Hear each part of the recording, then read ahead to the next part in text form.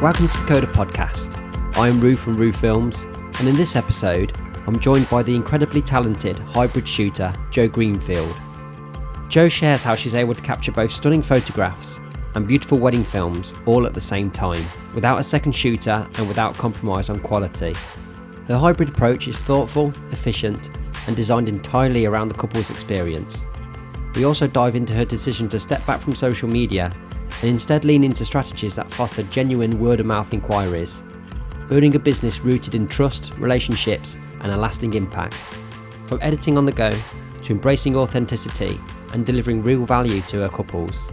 This conversation is packed with insights for anyone looking to run a meaningful and sustainable creative business. Let's dive in.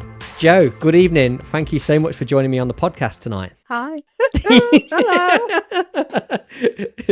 Off camera, we've had some dramas, haven't we, trying to make this work? But here we are. It's kicking off. We're ready to go now. Yeah. How is your season going so far? It was quite a late start, actually. I think I'm 13 in. Yeah, 13 weddings in. But they all kind of started April.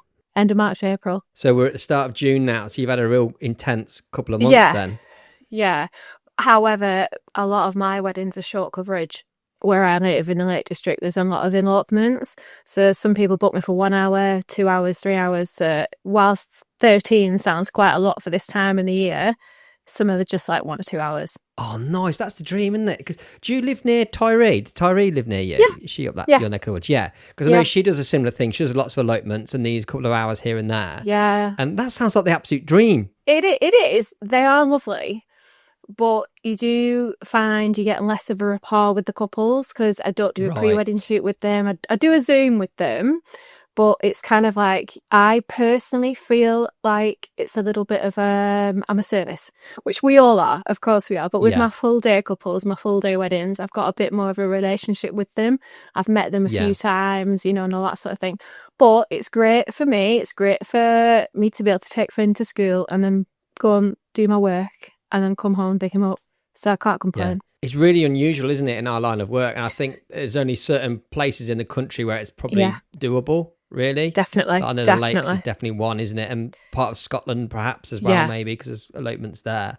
Yeah. But so a bit of background. So you are photo first, aren't you? Yeah, I am.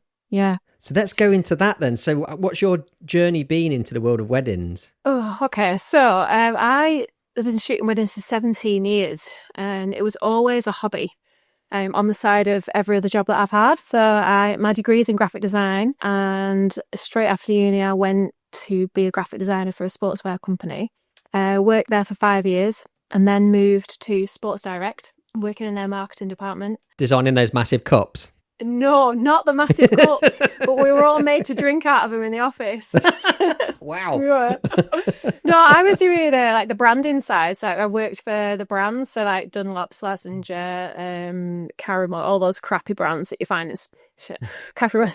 in Sports Direct. All those brands, so doing the marketing and the adverts and the graphic design for them. And then quit that and decided to train as a secondary school teacher. Wow, what a switch up. Yeah, I know. Yeah, I've done lots of things, but all the time I was always doing weddings on the side as a hobby.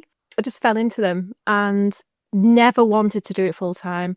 Always loved a little bit of money on the side. And then went into teaching. Decided after about 5 or 6 years I hated teaching. Did you know straight away? Was it literally, did it take you those 5 years to realise, or did you enjoy it at the start? Or teaching. I loved teaching at the start. Absolutely loved it. Loved the kids, loved the subjects I was teaching. Design technology, GCSE, A-level, and some of the little kids as well. And I loved it. But I don't like the education system, unfortunately. It's not set up for creative children. 100%, yeah. And I couldn't agree with it. I struggled as a kid at school. Yeah.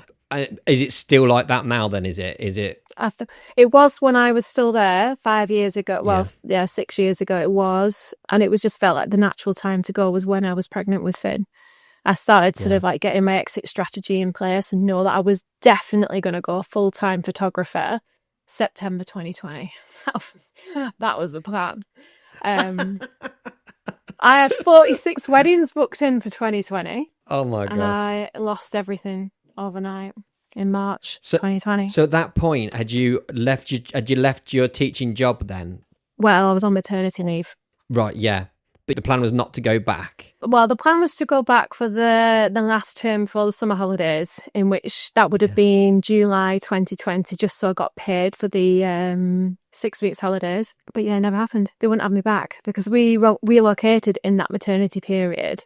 And the rates of COVID up here were so high compared to where I'd moved from that they wouldn't have me back, so they paid me off. We'll just give you the money because we're not having you back here because you're all diseased up north, basically, is what they were trying to say. I mean, they're not wrong. But... Sorry, on the time frame of that, what time was that when you were paid off and then you couldn't go back? When was that? So on maternity from October 19 and was supposed to go back after maternity in the July 2020. Right. But it became very evident after. So my maternity pay finished in the March 2020. And I knew that I had enough weddings to get me financially through to July when I just had that last little bit of income from school. And then, that would have been it. Gone. Financially secure. No problems whatsoever. But it didn't happen that way. No. So that's what I'm just trying to figure in my head. So you literally you've lost your teaching job effectively. Yeah. Yeah. And you've got no photo, all this photo work which you'd lined up ready to just seamlessly fall into is gone. Yeah. Everything had it been postponed or had a lot of it just been completely gone because it's kind of elopements and they just can't really reschedule? No. So at that point in 2020, I wasn't doing any elopements at all. It was all full day weddings. And all the elopements have come from the pivoting that I did during 2020 through sheer desperation. Let's go into that then. So there you are. You've just lost your job, basically. You lost all the work for the new job you had lined up. You got a brand new baby. Yeah. What did you do? What was? How did you get through that? I actually coped with it okay. Back then, I was really good at just cracking on and getting on with it. So I postponed about 80% of the weddings. They all postponed. Only a few cancelled. They decided to cancel their entire wedding. And so once I just sort of like postponed all those dates, cracked on, got on with it. But then, so the first round of postponements were quite easy to deal with. Financially, it wasn't, but, you know, my husband's got a good job, so we kind of dealt with that way. It was the second and the third round that really caused the issues, because it was 2, 3, 4 times postponed. Some people postponed indefinitely and have still got all their money and they've never contacted me since. Really? I bet they got insurance payouts. I bet it's because I swear there were some people I refunded and they ended up getting insurance payouts as well. Yeah. But you said you kind of fell into two camps. It was at that point where social media just went crazy and I had to come off it because I couldn't deal with all the the Facebook pages. It's like, oh, you shouldn't be refunding, blah, blah, blah. And I was like, I have to manage my mental health the way that I can manage it. I had a new baby. I was probably like some sort of weird postnatal, whatever you call it, batshit crazy. And I was like, I had all these brides ringing up going, I want my money back. And I was like, yeah, have it. There you go. Piss off. Yeah. I'm done. Obviously in a very nice way. Because I just thought, well, it's not their fault. It's not my fault. It's no one's fault. Like none of us have ever been in this situation before. And I was lucky that I had savings. So, I mean, the savings went pretty swift, but I felt like I didn't have a leg to stand on. But I've learned so much in this process, so much about contracts and what I am able to claim for and just all that sort of stuff. So actually, I'm really glad it happened. Yeah. So at this point, were you just only doing photo as well? Yes. Well, when Finn was born in October 19, I started playing around with video, just switching it and just pressing the red button and just videoing him because I thought I wasn't mentally in the right place to remember any of this time. So he was IVF, so I felt like it'd been quite a lot of trauma to get to this point. So I felt like I just wasn't in my own head. I felt like I was this weird sort of ghost of myself. So I just started videoing him. And I'd done lots and lots of video work with Sports Direct, the way that I do video now. Very, very basic video, but I'd done it through marketing for years and years. And I did a wedding, first wedding back after having Finn in the December 2019. And she asked me I'd been posting a couple of pictures and videos of Finn. And she went, oh, I can see you can do video. Can you try video at our wedding? I was like, absolutely not. Like, I'm literally like the most basic person ever. Like, I'm not doing it. She was like, oh, well, just try. Like, we weren't going to have a videographer, so just experiment. So I did, and I loved it, and she loved it, and I was like, oh, maybe I can do it. And then that really sort of like fell into place right at lockdown. So I had this whole period after all the postponements had been sorted out where I could play and experiment with filming. And basically what happened is after refunding everyone, I had no money left. There was nothing left. My savings had gone. I was bringing no money in. People had paid me their deposits and full day. Some of them had paid me for the full day. And due to the government restrictions, I wasn't allowed to do that whole day. I think when it first opened up, there was like 6 to 8 people. I can't remember now. It's crazy now. We can't remember. Yeah. At the time, it was like such a big thing. We repressed it. I know. It's like, what lockdown was that? I remember it being 30 people, but I can't. Anyway, basically, it got to the point where I felt guilty because I'd taken full payments from couples, but I wasn't allowed to do prep. I was allowed to do the ceremony. And then after that, they had to go home because they weren't allowed a drinks reception. So I was sort of saying to him, I know you've paid me like this amount of money for full day coverage and I can't do that. So how about I do a little film for you? And every single one of them was like, yeah, brilliant. So that was the way that I started practicing. And it was just like every wedding was kind of like, I hate the term style shoot, but every wedding was kind of like a style shoot to practice on. There was almost nothing to lose. Yeah. And I was so lucky because I had time and space and small numbers. And that's the key. I had all this time and space to practice. I didn't just throw myself in at a 150-person wedding.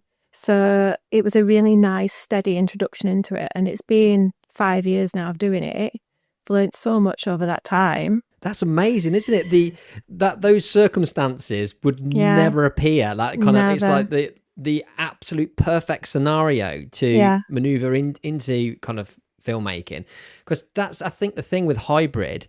There's a lot of photographers want to do it, most want to do it, but there's so much fear. Like they've got their photo nailed down and know exactly how they want to work, but then to add this whole other layer of something is quite frightening, isn't it?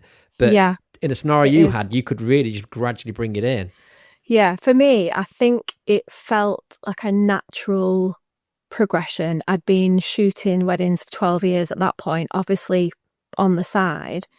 And I honestly believe that if I'd not found filming weddings at that point, I would have just quit completely. I would have gone back to teaching or gone back to a full-time job. I found this love in watching people and seeing the moving image on my screen was just was like fireworks to me. I love that side. I love telling the story, that side, much more than pictures. I actually really dislike photographs now, but I never want to give it up. I'll always do both because I think the market that I'm in with the small allotments lends itself to someone who can do both. Yeah.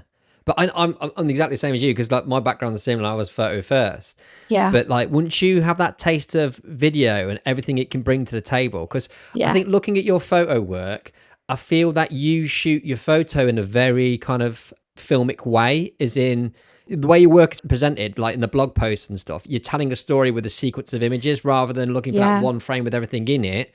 So it's almost like your shooting style lent itself to video, just doing the same thing again, but pressing the red button instead. I think you're right. And I think that's how I try and describe it. I do say I'm not a videographer. I really am not a videographer. And people laugh at me when I say that. I'm not, because I'm literally just pressing the red button on the basic cameras that I've got. Obviously we'll go into how I edit later on and you'll be horrified. I can't wait. I can't wait to dive into that, because I know I've got an insight. I know in the video community there's going to be some gasps, but I am excited to go into it because it's proof that it's not what you use, it's how you utilize it, basically. So I'm excited to go into that. I want to backtrack a little bit because I love to frame the kind of conversation in what you deliver in terms of your packages, because I think that's a real good reference point. So yeah, if you can, what the packages, what you deliver, and what are the pricing on those? Okay, so full day photographs, £3,000. And when I say full day, that's, I say so like capped at 14 hours. I do stay for a long time because I love telling the full story. So £3,000 photographs, £4,000 photographs and video together. And then I do hour by hour. So hour by hour, photograph only, I think is 300 an hour. Hour by hour photo and film, 450, because I do get a lot of 1 and 2 hours, and people do have a video, which you're probably going, how the hell do you produce a video of 2 hours coverage? It's quite easy around here because you just take them for a walk. Oh, right, yeah. Loads of B-roll of leaves and lakes. Loads of B-roll of leaves and feet walking and hiking boots and birds in the sky, and then one shot of them kissing, and that's it, done.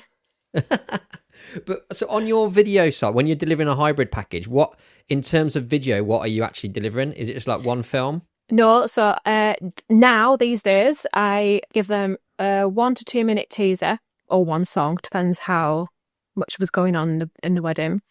And then a highlight film of anywhere between 12 and 15 minutes. So we just finished one today that ended up being 18 minutes. So, oh wow. But I just love it. I just can't cut it down anymore. I'm like, I just keep putting it in. And so teaser, highlight, well, I call it a highlight film. And now these days I do speeches, but they're not integrated into the main film at all. They're literally tripod, pointing at the speaker, pointing at the top table, getting those reactions. And that's it. And they're just provided separately. And are you, because I know for a lot of the films I've seen of yours, you quite often you don't include audio. It's sometimes you have done. There's been like little readings and stuff like that I've heard. Are you implementing like recording devices throughout the wedding day just in case? Like during those speeches, are you miking people up?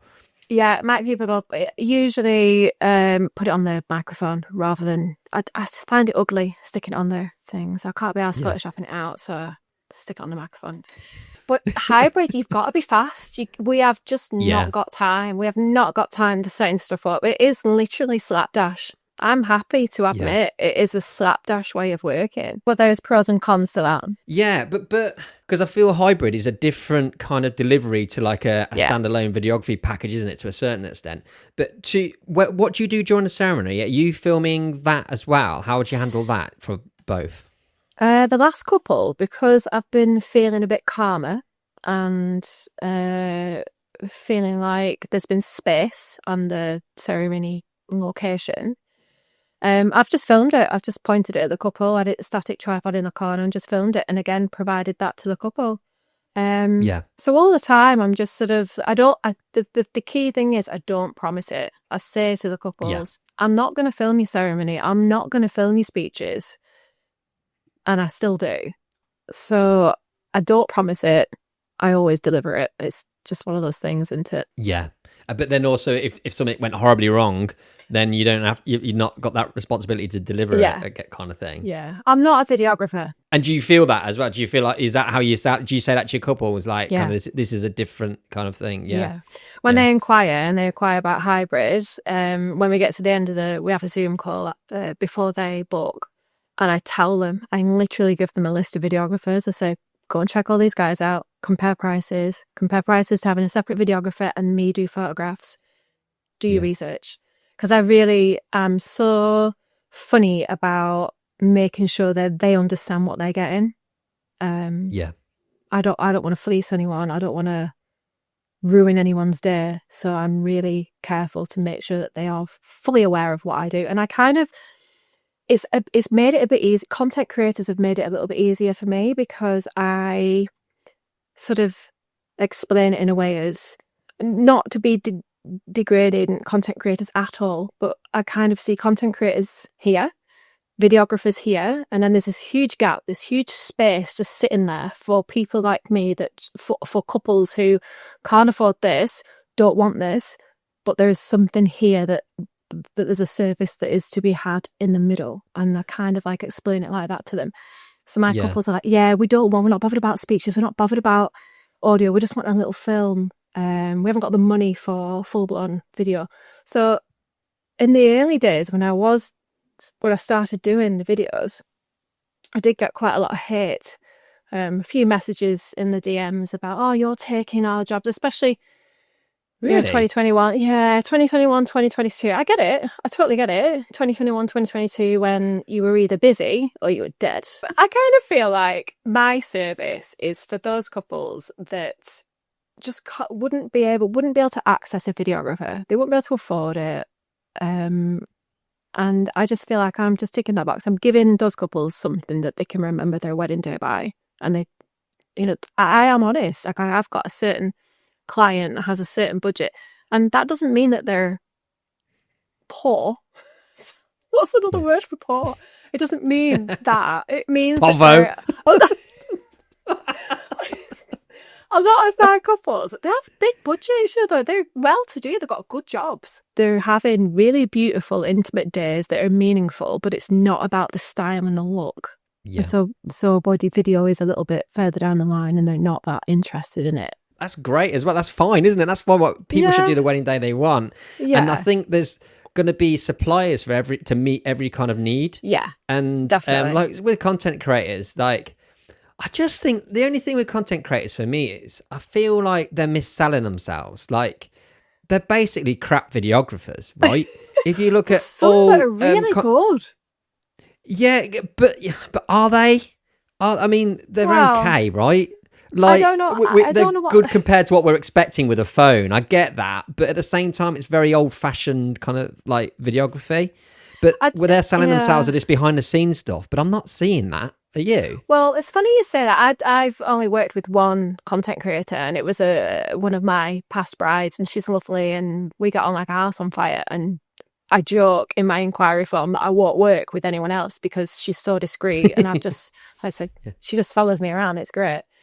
The worst one I've had was actually a content creator who came along for another wedding supplier on a wedding day, and he was utterly horrific. Yeah, he came with the band and like a host DJ and was following around all day, and it was awful. I threw a bread roll at his head. Pissed me off that much.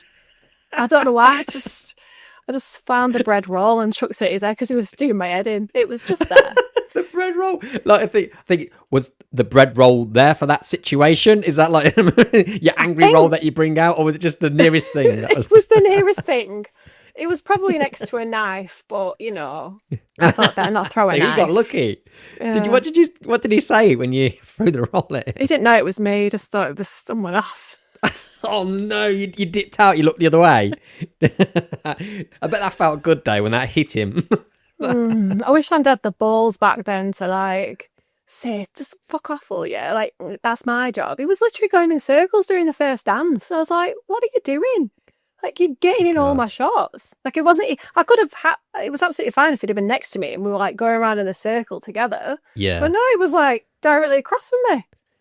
So you're in the back of his shot and you're like, so either way, he's doing a crap shot, I'm ruining yours as well. Yeah. These people though, how have they got the balls? Sometimes like, other those wedding days where I feel, even though I've been paid to be there and do that job, sometimes I think, I hope I'm not in the way of people. I know. But then these people that just coming out of nowhere with balls of steel. I know. 10 years ago, I discovered the cheat code to life. Becoming a wedding filmmaker changed everything. It's taken me around the world, it's introduced me to incredible people, but most importantly, it's given me the freedom to build a business that fits around my family. And I want the same for you.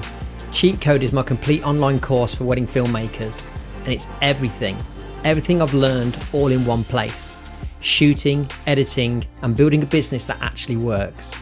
You'll see real behind the scenes footage, proven camera setups, editing walkthroughs, and the exact templates and structures I use to create stunning wedding films fast. If you're already a wedding photographer, there's a module just for you, showing how you can confidently pivot from photo to video. Plus you'll get my signature LUT, pricing guide, email template, and the all-important cheat code datasheet, a tool that helps you make smart business decisions based on real data. Skip the guesswork, fast-track your success, and get the cheat code today. Visit roo-films.com/course and use the code ROO100 at checkout to get £100 off.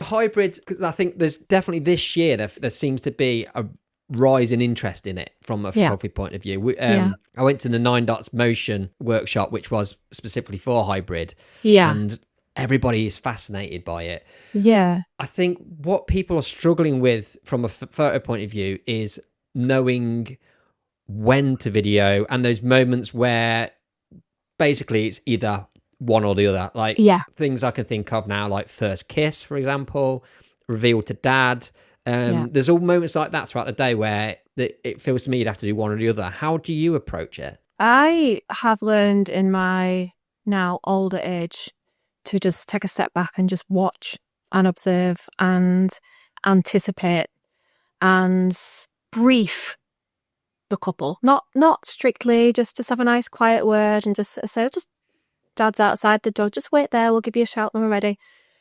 I always film first. So let's say he's walking through the door. So it'll be filming first, switch it off, go to photographs, simply because on my cameras, there's probably a way around it. But as you have seen tonight, I am not technical at all. So film first, then photographs, then film, then photographs. It's just like a piggyback, really. And the way I sort of justify it in my head is how many pictures are they going to print? Realistically, how many photographs are going to be on their wall in their house? 10, 12, if that, of their entire wedding?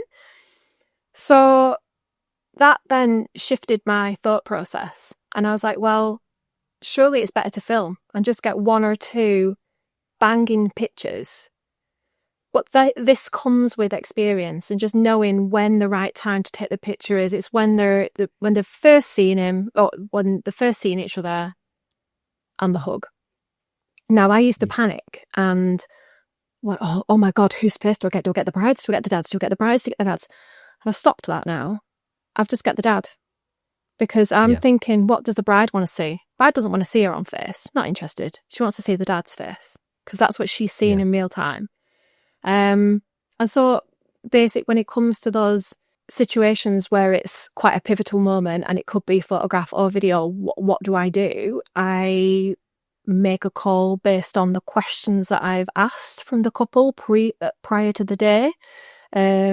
Just the feel as well. You just feel whether their connection, like, is it a difficult relationship? Are they going to want, like, I don't know. It's just a feeling. And that's really, really hard to sort of describe. It just comes naturally knowing what to film and what to take a picture of. For example, you can almost get a feel for the vibe of the relationship between dad and daughter, whether it's going to be a worthwhile video version of that moment.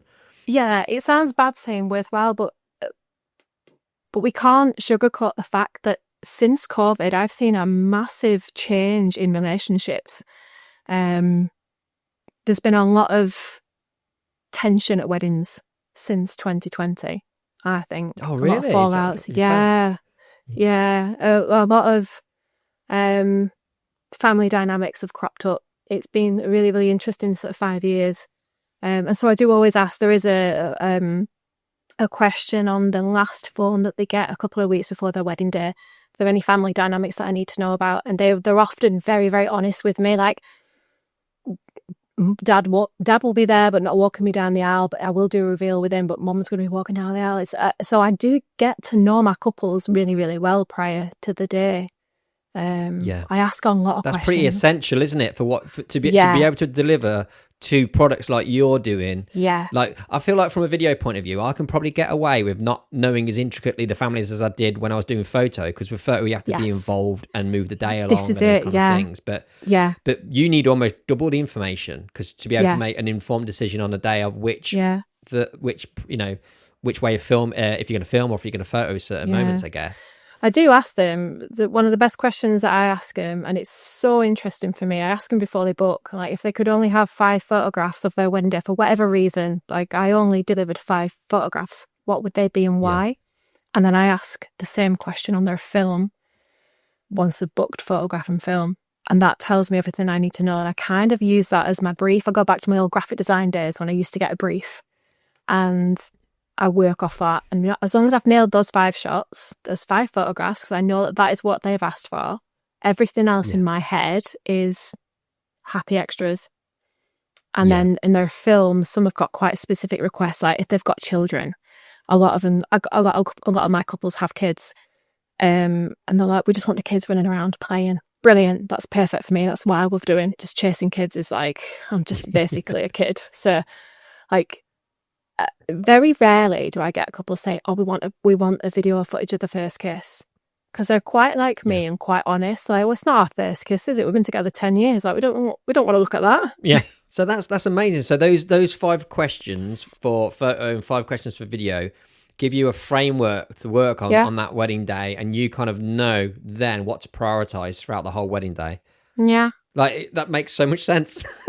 It's I've simplified just ask people and they'll tell you. Just ask the question. I know, but like, we go into this job. This is the most important. Well, it's not the most. It's bullshit. That's not the most important day of someone's life. It's probably the most expensive day of someone's life. Let's reframe it.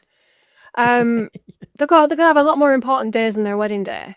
But I just think going into it and being artistic and creative is wonderful. But doing that, you open yourself up to a lot of problems afterwards. And yes, asking questions will limit your creativity. If that's the kind of creative that you are, it is going to limit your creativity. But it's that balance of having a happy client, a happy life. I want a happy life. I want an easy life these days. Don't want drama after it. So give them what they want. But also, I think for me, though, I think that would make me more creative, because the things that they're going to say, right, I imagine are very standard stuff. Like, you know, when you get that shot list and it ends up being all the stuff you're going to do by normal. Like, I want me walking down the aisle. I want me with dad.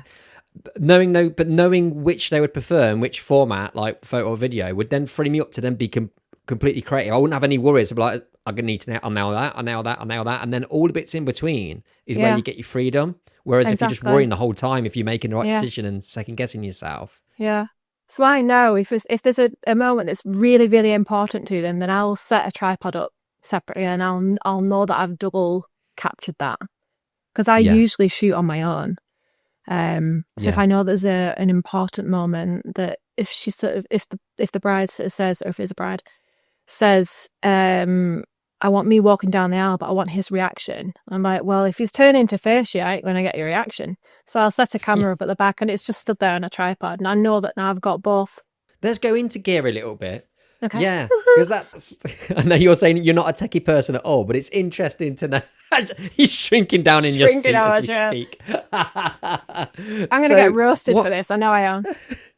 There's no right or wrong answers here, right? It's like the with your work, and when I first discovered you, I didn't realize you were hybrid. I just thought you were a videographer, because it was such beautiful work. And then afterwards, I realized she's doing this at the same time as photo. But yeah, and I'm a nerd, so I like to know what cameras are you using at the moment? Canon R5. Yeah, and so have you got 2 of them? Are you using 2 on the wedding day? 4. Well, no, 2 mainly. I've got 2 backups. Hybrid the Canon R5s are brilliant. They're really, really good. And there's a specific reason why I use those cameras. But on a hot, sunny day that we don't get much of in the UK, they do overheat very quickly when you're doing both photograph and video. Oh, wow. So I've got another 2 just to chuck them on the phone and grab the other 2. So yeah. Oh my god! Very so technical. they're near you. They're near you the entire time. These extra. Carry them on me. I've got 4 cameras on me at all times. I just learned the hard way. And what lenses are you pairing up with those cameras? I'd say 90% of the day I'm using my 35 1.4 and my 85 1.2. Are they the Canon versions? Yeah, RFs, yeah. The RF versions, yeah. Your second camera then, so say for example, like the down the aisle, when you said you have the second camera on a tripod, are you using an 85 for that second angle? No. So I've always got 2 on me, so my 35 and my 85, and then on the tripod would be a very basic zoom, which is a, I don't know where, 24 to 105 black kit lens. Oh, right. Yeah. Good old good old range on that bad boy, innit? It's got everything. 24, 105. But it allows me to, before the ceremony, just like set it up, know where I'm looking at, and just leave it running. It's fine. Yeah. So basic. Is that on like a third camera then, is it? Yes. Yeah. Yeah. So have you got another backup for that? There'd be another one in my handbag. Yeah. Have you got backups of your 35 and your 85 as well, or are you literally just to swap the lens over when it runs out? No. Oh, you're not that bougie then. No. I'll stick with 24 and it'll be fine. Yeah. So for your photo days, have you always run that kind of 35 and 85 combo? Yeah. Nighttime, night do's, switch to 16 and 24. Oh, wow. Yeah. Super wide. You getting in there on that Oh, dance I floor, get in them tight. armpits. Yeah. I love that. I love the night do's. I love like shutter drag and all that sort of stuff. On the photographs. The video is very basic, just 85, usually an 85. Just face track everyone, just having a great old time. Shooting a dance floor is so much easier for video, isn't it? Yeah. I remember one of my photo days, like, you'd be there for hours thinking, I've barely got anything. There's nothing in focus. It's like, all the faces are weird, like, trying to get those perfect moments with video. Like, it can be done in half an hour. Exactly. I love it. Yeah, it's so good. So when you're doing the hybrid, are you favouring one of those lenses for the video, or are you doing a bit of both on both of those lenses? Like, you're doing a bit of video in 35 and a bit of video in 85, or is there one that you prioritise? No, it's very much 50-50, I would say. Is it? Speeches, when I'm just walking around handheld doing my speech, obviously there'll be one on the tripod that's recording real time, pointing at the speaker. That's just off in the background. And then I'm carrying my 35 and my 85. And I navigate around the tables and sort of hide and crouch down. I really hate being seen on a wedding day, which sounds ridiculous, but I hate being the centre of attention, and I just want to crouch down and get those angles. So the 85 1.2 is just a beautiful lens just to capture those individuals' faces when they don't know that I'm looking. And then for top table, I'll tend to sort of like sit right in front of the top table and get couples' reactions, just really close up at that horrific snot dribbly tear angle where it's like, but they're great pictures and everyone loves them. Yeah. Are you shooting B-roll of speeches as well? Are you getting video clips of that? Oh, or yeah. you literally just keep... Yeah, get video clips of speeches. So if there have been good speeches or standout moments in the speeches, I always make a note in my phone going, that was a really good bit, that needs to be in their highlight film. I'll just try and put snippets and a video of the people talking. You know, you get that slight little where they're reading and they'll have a pause. Yeah. I'll just put that bit in, so it doesn't look weird when it like their mouths aren't matching the audio that's coming out. Do you know what I mean? Yeah. So I'll just try and record more of those moments where they're sort of like having that pause between speaking. So yeah. If they're saying something good, do you then start recording so you've got that in the bag as B-roll for like when they're saying something good, or you're too busy in the zone to realise what they're saying? Yeah, I just completely disregard that. But there have been times where there's been little pockets throughout the day where there was a wedding last year and there was a little 2-year-old and the singer during the day was singing Frozen. And this little 2-year-old came up and she was like singing Elsa. I was like, oh, so I quickly just whacked it in real time. I was like, I've got to video this because this is just beautiful. This beautiful. And it's just there's been elopements where they've had kids come along and they're chasing pigeons and I've like, there's just laughing and giggling. These pigeons are fluttering everywhere. So it's just a feeling. It always goes back for me it's just a feeling. Do I feel like that couple will really treasure that moment? And if they do, then I'll do it. There's no prescribed sort of rules for filming or photographs with me. It's just every couple is different and every couple is treated differently. So I guess, is it kind of like a situation where if you feel moved by the kind of the movement in the scene and the sounds that you're going for video, and then if it's just like a beautiful like compositional moment, then you go for photo? Is it just a kind of mixture of the two? Yeah, I think probably I'm ruled by that thought process of what are they going to print? Right. What are they going to put on the wall? They're not going to put a photograph of Aunt Pam eating a canapé. That's not a photograph. But that is part of the story, because she might shove that canapé in her mouth and it might be hilarious to everyone around them. Like, that to me is a video. That goes in the video. But that's not a photograph. The photograph will be her picking the canapé up, because that photograph will go to the supplier, because the supplier will get me more work. So I'm very strategic in what I photograph and what I video for those purposes. I've got to be selfish. It feels to me that you're almost video first hybrid. Like I think I almost prioritizing the video to a certain extent, and that's quite unusual, isn't it? I don't know. I'm very out of the loop these days. I don't go in circles of videographers and Yeah. photographers anymore. I just sort of like do my thing You and do just out there stay doing out your of it. thing. Yeah. But that's the beauty Yeah. of it, because to me, video first hybrid makes the most sense, because going back to that whole printing things, right? When you see when you know what it's like when you sell albums and you see the pictures that the couples choose for their albums, and that nearly always the ones you nearly deleted, right? They're always the most random basic photos ever.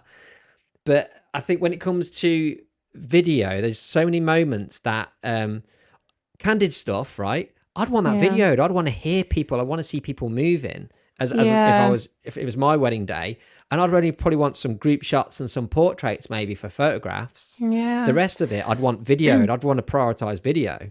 Yeah, it's interesting because I've recently been second shooting for quite a few people just because I've got a 5-year-old and I have not got any more capacity for editing because I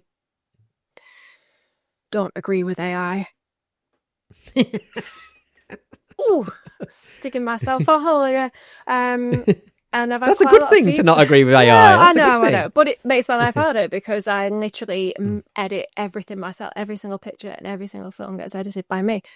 But I've had a lot of feedback, and like one person was like, "Your pictures are beautiful, but oh my god, the detail shots! Like, there's barely any of like the couple." And I'm like, "Yeah, the couple shots to me are not interested." Like, I will take some couple shots of them. I might have 10, 15 minutes of the whole day with the couple, but the rest of it is capturing the essence. And it's been really weighing on my mind the last sort of 6 months. And when you mentioned then about selling albums, I've actually taken the decision now to give my full day couples, a photo book, and I've started rolling them out. And honestly, it's the best thing that I've done. So, like, can I show you, or am I allowed to show you? This is your graphic design background, isn't it? Like, kind of coming in. Yeah. So, like, these are like I think there's like the 5th and 6th ones that are going out. So just black and white covers. They're all uniform backpacks. All my branding is kind of black and white. But the couples don't know they're getting these. And basically, my thought process is that we spend too much time on our phones. I hate my phone with a passion.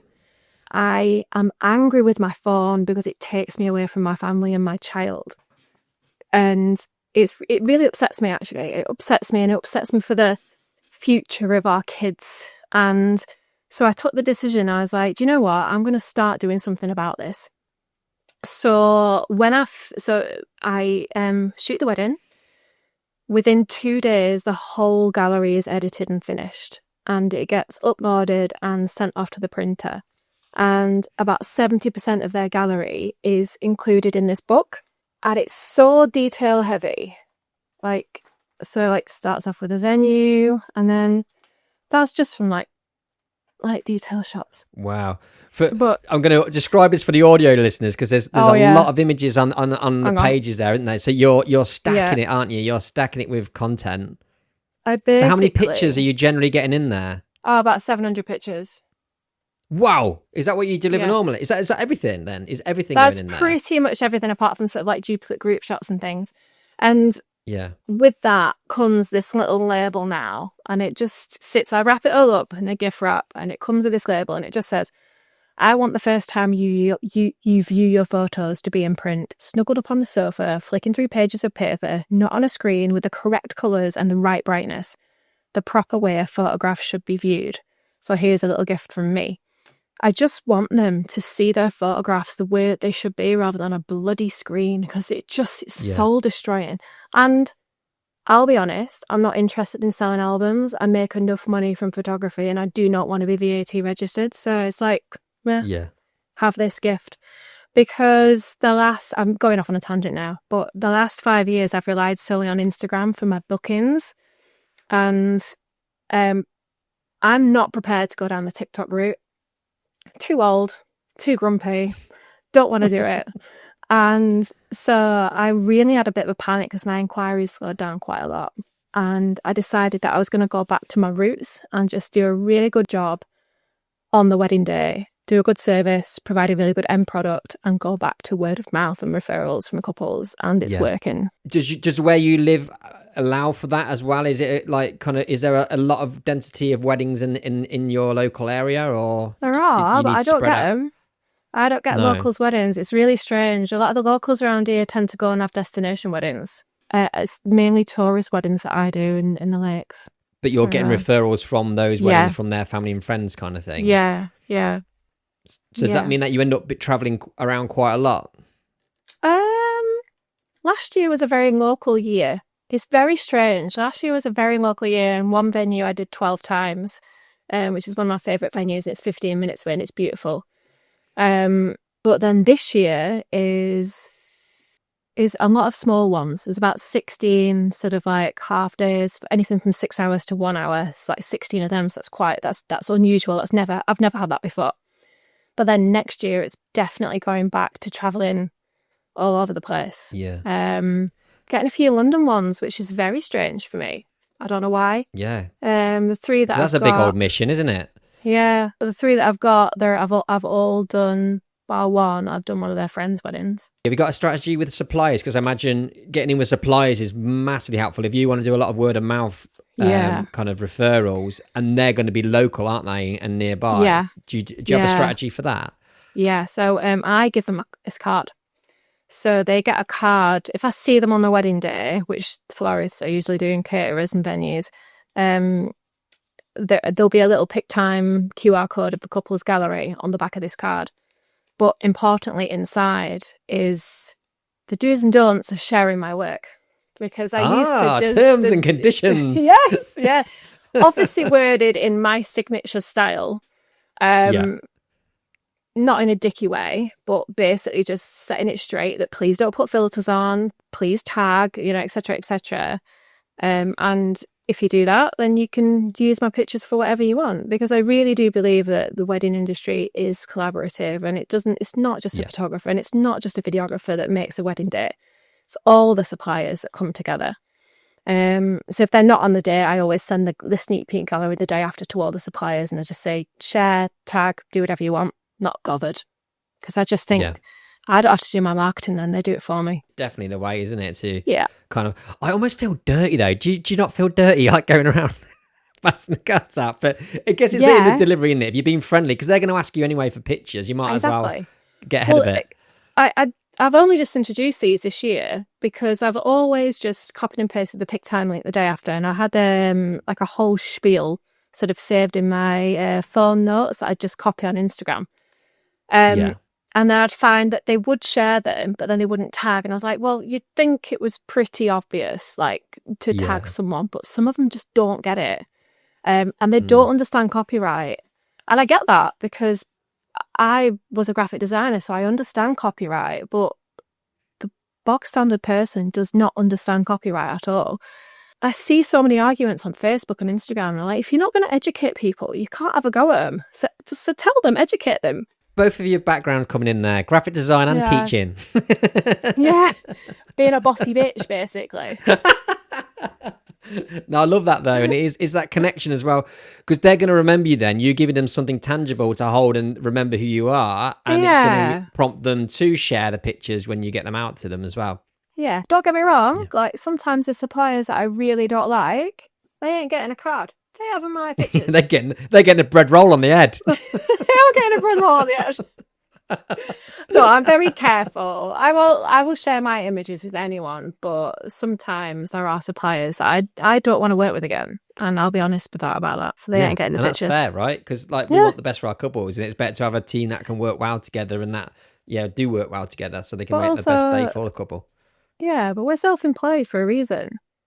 Like, we have the choice. We have the choice to work with who we want to work with, and I don't think that's a bad thing at all. I want to go into the shooting on the day itself, because this is the thing I think that people stumble upon. I think the two things people stumble upon when it comes to hybrid is knowing when to shoot video and photo. But I love your approach to it. You're getting those 5 questions about each discipline from the couple to have a framework to work on, and then you're going with how the day feels as well. Yeah. But the actual physical recording, how are you switching from photo to video? So I guess the best way to ask this initially is for photo, how are you set up? Are you kind of like aperture priority or are you full manual?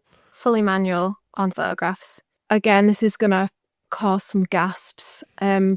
I chose the cameras that I chose because they film in 4K slow motion in camera.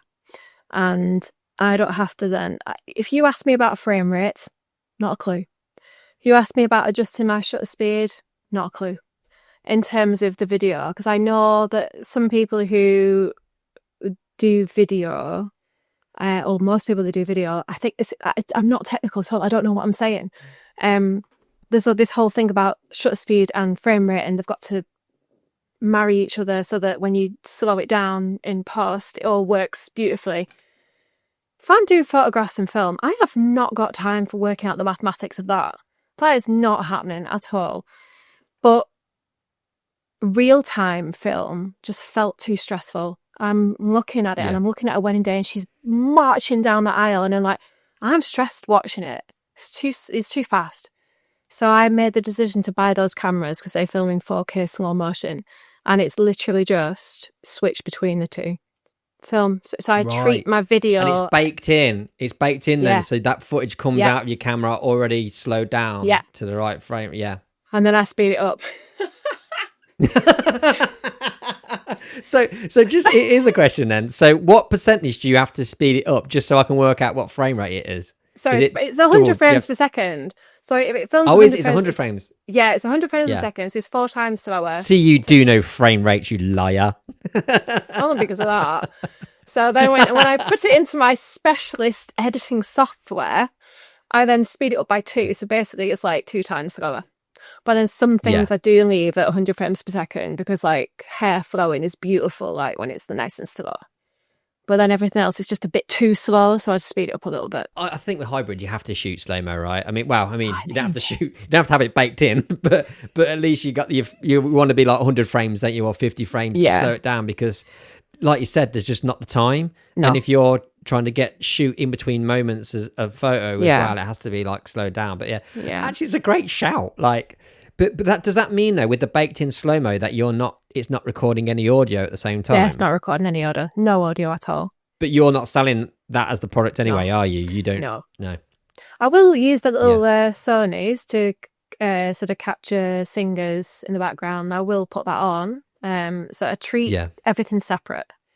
It probably sounds like a really hard way of doing it, but I promise you, I am the most basic person, and everything to me is I have to make things the easiest way possible for me because I just would have a meltdown doing it a hard way. Well, doing it any other ways, like shooting like a certain frame rate and stuff, would make it easier in edit, but not easier on a day. So no. And you need it. It needs to be easy on the day. It has to be easy on the day. You've got all the time in the world in the edit suite, right? So it doesn't matter. Yeah. But on the day, it needs to be like short and snappy. Yeah. So what's the physical act? Is it literally if you just press the red button, does it then automatically be shooting in that slow-mo for you? No. So I basically press mode and info, and then that. So if I just press the red button, it would just do it as real time. Now, I can create a button where it would do it, but I like the option that if there was just a specific moment hanging around of a kid laughing and giggling, I like to be able to just get that moment. Might not use it. Right, so you'd capture that in 25p with the audio recorded. Yes, yeah. Sorry, a raisin has just fallen off my camera. My child. What's fallen off your camera? A raisin. I thought that's what you said. Surely it's not a raisin. This is the reality of being a mumtographer. It's just food everywhere. And then basically when I want to film, it's just on these cameras, mode and info, and it's already set up for 4K slow motion. Yeah. So are you quite quick at that now? Kind of like very. Just a couple of taps. I've got really strong index finger and thumbs.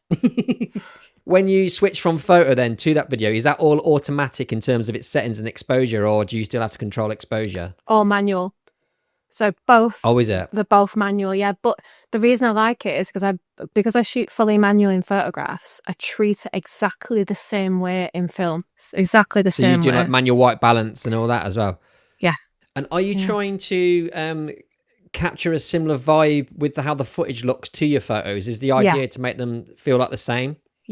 Yeah, definitely. Yeah. These days I've kind of got it down to a T, and the editing of the photograph and the video is pretty similar. So let's go into editing then, because this is a bit I'm excited about. I'm sorry. I love hearing different ways of doing things. Like, I'm into it. But let's start with a photo first, just so I can get an idea of that. So you've shot a wedding, you've done a hybrid wedding. Yeah. What's the first steps when you get back home in terms of editing? Are you starting with the photos, or do you go into the video first? The first steps actually start at the wedding. So I start editing at the wedding. So when they're having their wedding breakfast, when they're having I can't do it any other way. My child literally will not give me a moment's peace. So it's got to be done on the wedding day. So photographs go in the computer, back them up, cull the first half up to the speeches or up to the meal, wherever it works. Cull them really fast in Photo Mechanic. And then shove them in Lightroom, apply my preset upon input, and they just sit there, and then they filter through to my iPad. If I've got time, I'll then start going through the photographs and just selecting however many for their sneak peek at the wedding. Close it all down, put it all away, carry on with the day. Get home, always do the second half. Never, ever, ever, no matter how late it is, no matter how tired I am, I'll get home, back the second half up, back everything up a third time. If I've got time and I'm feeling quite sprightly, is a word, I'll start processing the video footage, because that does take quite a long time. So I do it through the night. A lot of what I do it through the night, because you've got 8 hours there of time. So get home, second just half. copying the video files over. Yes and no. So doing the second half of the photographs, culling, and then running through Lightroom. You're doing that in the evening of the wedding? Yeah. When I've got home after the wedding. Yeah, when I've got home after the wedding. It's just an integral part of my workflow. It has been from day dot. It always has. I would describe it as more of this self check-in that I've done a good job. There's absolutely nothing I can do when I get home and I've missed a shot. And I've peace of mind, though, right? To know you've done okay. I can sleep. I'm like, okay, they've got a really nice gallery there. I can go to sleep with a restful mind. I can wake up in the morning and start working on their sneak peek, and I love it. I don't need a lot of sleep, so I get up, sit downstairs, do my sneak peek, and I really love that time. And I really get the biggest buzz from then sending that out to them within 24 hours, because they're still so high from the wedding and all that. When it comes to the video, get home, back it all up, put it through Lightroom, put every individual clip through Lightroom, and apply a slightly different, it's the same preset as my photographs, but tweaked slightly for the video, because the video does act a little bit differently. I don't shoot in log, or whatever you guys call it, is literally what you see in camera. And so I apply my preset to my video clips. And then I go through every single video clip and just slightly tweak the exposure if needs be. It doesn't usually need a lot doing to it, because I shoot the same way as my photographs. So I'm manually changing ISO and aperture and all that sort of stuff to basically match the situation that I'm in. There's very little editing needs doing to each individual clip, but I do check every single one. Don't crop it down, don't shorten it, just export it all through the night. And then get up in the morning, once I've done my sneak peek, start working on the video, dump it all into iMovie. This is it. Here we go. I'm sorry. I know. iMovie is basically Final Cut, though, to be fair. It's like... It's not. Final Cut's really hard. I've tried it. I will admit I have tried everything. I've tried DaVinci, I've tried Premiere Pro, and I've tried Final Cut. And honestly, got it on the screen and I cried. There's something wrong with me. If there's too much stuff on the screen, I can't cope. And I know that you can reduce the bars. I know you can hide it away, but it's still there. It's still there, and it's like a flashing beacon. I get like, that. well, why aren't you using me? Why aren't you using this? And iMovie, to me, I've used it through my whole career as a graphic designer. I was producing films for marketing small brands, large brands as well, like Slazenger and Dunlop for Wimbledon and all these big events using iMovie. And I was like, well, if it's good enough for them, it's good enough for a wedding. And so it still works. And I know people judge me. And I can see when I tell people I'm editing with iMovie, I can see their face drop. And they just look at me like, oh. And I'm like, well, do you know what? Does it matter? Does it matter? Like, really? is there anything that you feel you're missing from when you're editing? No. Well, there you go. You're all good. Yeah. It works for me. Because I genuinely think the most important thing is what you are shooting on the day and capturing the essence of the day and the people. That's more important than how I edit it together. Right. I'm going to rewind this back a bit on the bombshell of iMovie. I really want to go into that as well because I'm really interested to see how you do that. But going back to your kind of sneak peek, what are you delivering for a sneak peek for photo? About 70, like how many photos? About 70 pictures. Bloody hell. That's a good old sneak peek, isn't it? Yeah. That's more than a sneak peek. That's a good old log. in there is everything. A bit of every part of the day. Yeah, but not just people. A lot of detail shots because it's going to suppliers. Oh, do they get it as well? Is it sent out to the couple and suppliers all at the same time? Couple get it first. When I know that the couple have received it and I've had feedback and they're happy and they've posted, then it goes to suppliers the same day. They're doing my marketing for me. But it's kind of curated to include a lot of the stuff that would work for suppliers. Yeah. Do you send it to the venue as well? Yeah. And this is all happening the next day after the wedding, pretty much every single time? Yeah. And then it goes on Facebook as well. Facebook isn't dead. Facebook? Facebook is not dead. And I'll tell you why. Right. Because the mums and the naggy aunties and the Karens live on Facebook. And they then go and tell their hairdressers. And they tell their kids to go and check out this photographer. And their kids then go to Instagram or TikTok. But the lovely thing about Facebook is you can comment on each picture and you can tag people in each picture. So my reach on Facebook, I don't tag anyone. But I see all the family and friends tagging their family and friends in my pictures. And that's how it just goes mad. God, I didn't even think of that. Like, I've literally abandoned my Facebook. I think from a video point of view, it's a bit harder, isn't it? Because you're not tagging people individually.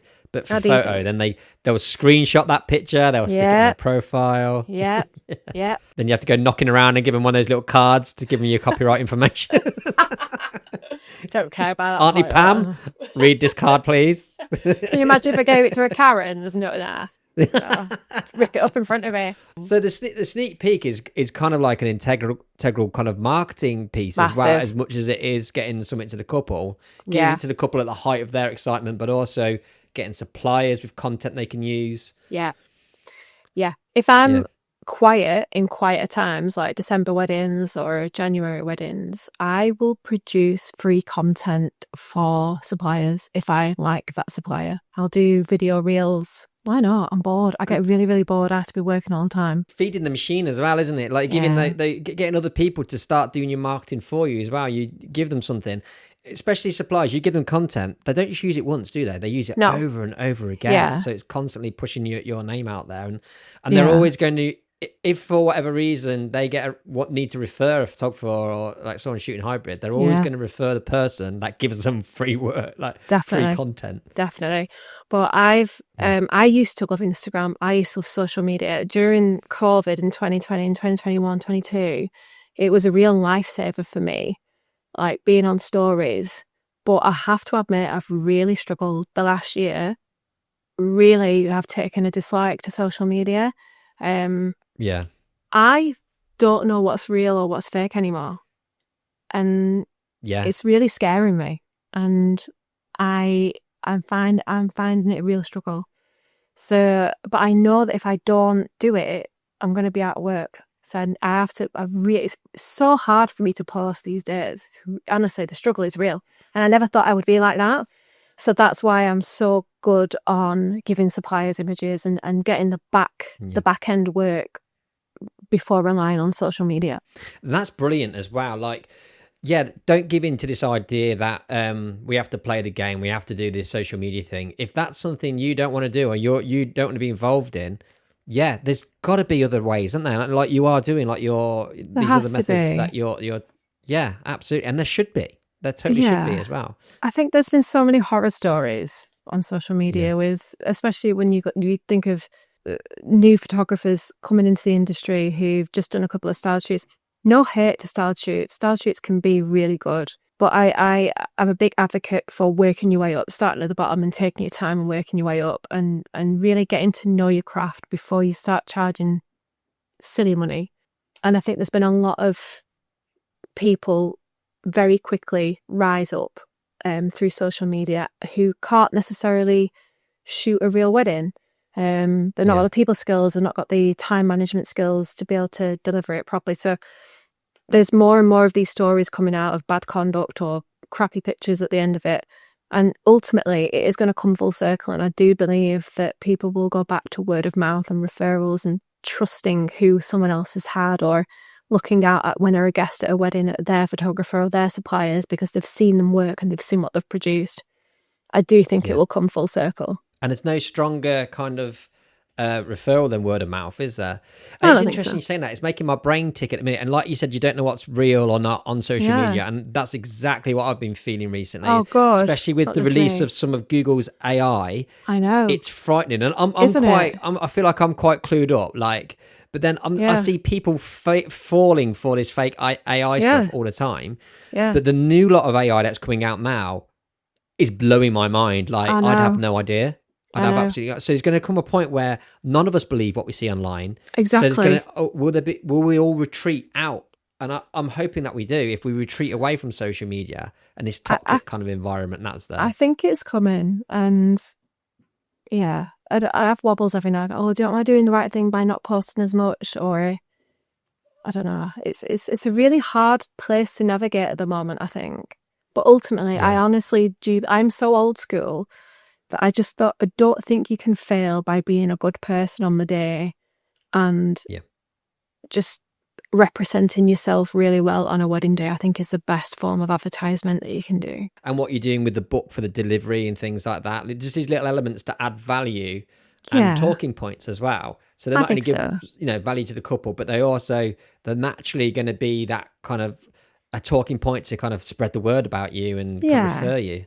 I think so. Like, I just want people off the phones, to like take the book to the lunch with their friends. And like we used to, I don't know how old you are. I'm sure you're a lot younger than me, but I remember enjoying going to the photography shop or the printers and getting your little folder full of 24 prints and sitting there with your family and passing them around and going back to that moment. And I feel really, really sad that we don't have that anymore.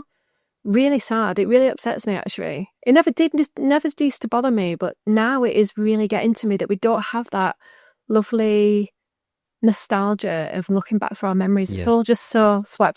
We're looking at it, but we're not taking it in.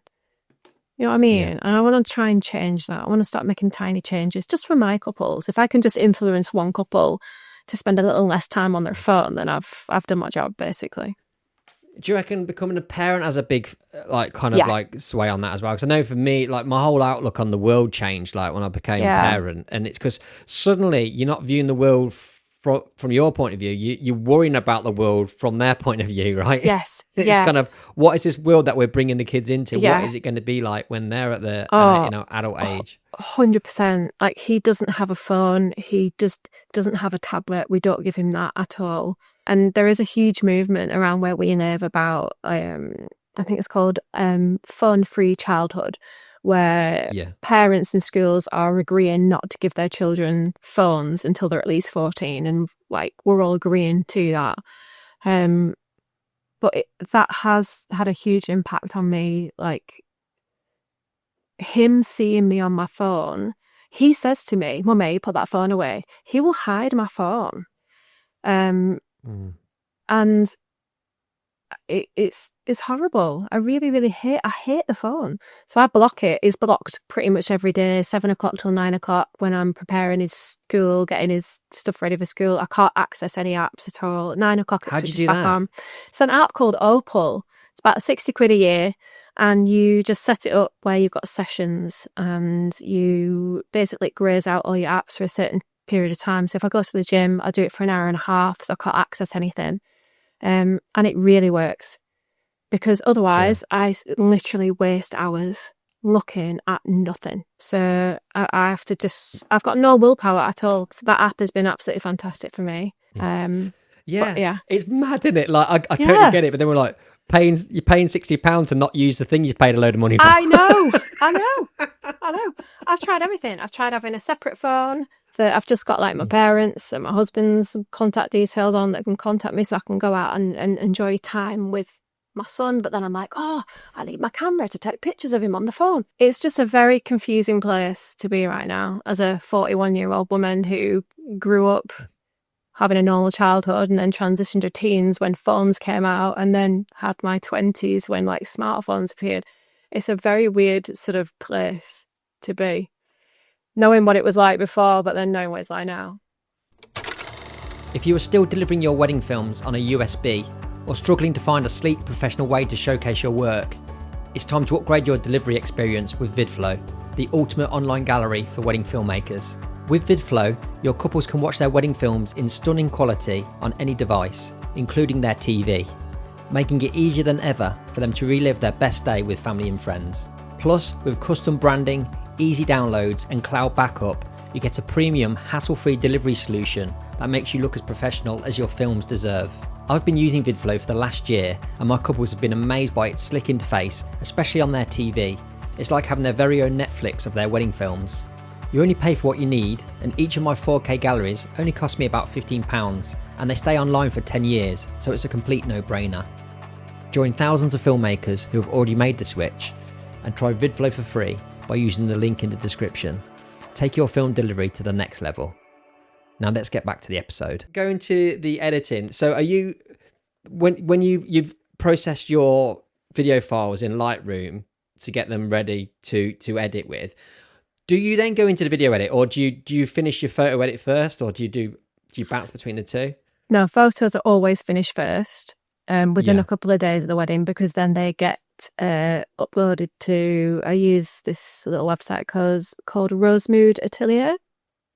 They print these books, but they come from France, I think. It took about 5 weeks to get printed. So obviously, if I've got a 6-week delivery time, and it's really helped in my workflow, so. I need to be on it. Yeah, I have to be on it. It makes me get that if I sit on photographs, I get bored. I have to edit them within a couple of days, because if I go back to them, I'm like, oh, old wedding. It's awful. It sounds awful. Of course, it's not a boring wedding. I love that couple, but I'm like, I need to, yeah.